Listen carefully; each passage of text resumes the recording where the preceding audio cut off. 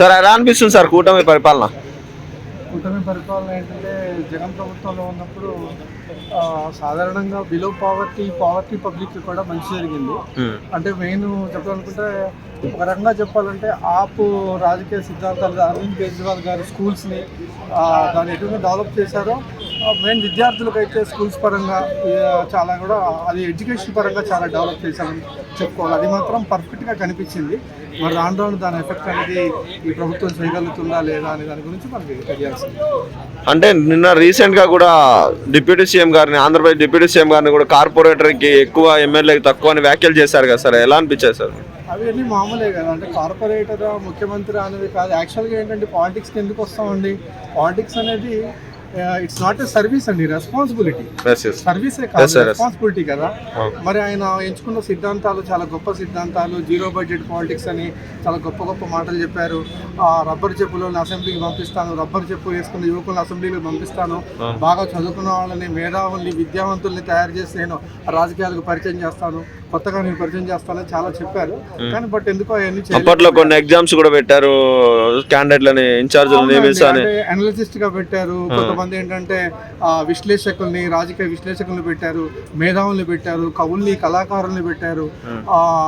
చాలా మంది ఆ రకంగా తీసుకుంటా నేను పరీక్షలు పెట్టి వాళ్ళు నిజంగా ఉత్తీర్ణులు అయితే నేను రాజకీయాలకు తీసుకొస్తానని చాలా మంది చెప్పారు. అంటే ప్రశ్నించడం కోసం పుట్టిన పార్టీ, ప్రశ్నించడం కోసమే ప్రవేశపెడుతున్నాం ఈ పార్టీని అని కూడా చెప్పారు. ఇప్పుడు మాత్రం ప్రశ్నించకుండా అధికారంలో ఉండి అనుభవిస్తున్నారు పదవులు, అన్న తమ్ముళ్ళు అనే ఫీలింగ్ వస్తూ ఉంది, ఎలా అనిపిస్తుంది? అంటే ప్రశ్నించడం అంటే ఏంటండి? యాక్చువల్గా ప్రశ్నించడం అంటే ప్రశ్న చేసే అర్హత కూడా ఉండాలి.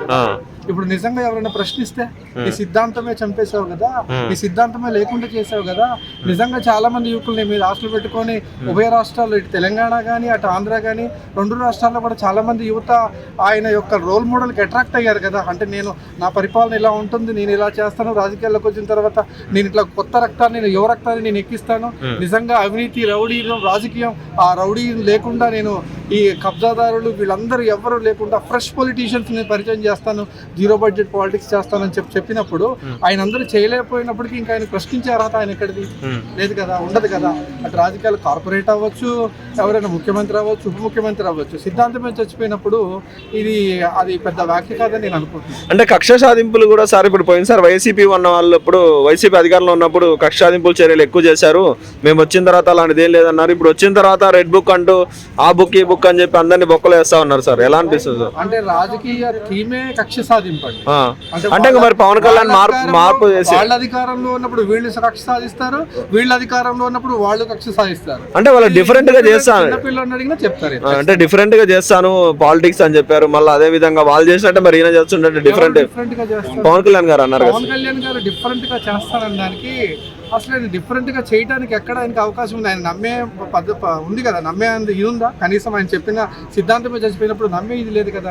30,000 అమ్మాయిలు అన్నాడు, 30,000 మంది అమ్మాయిలు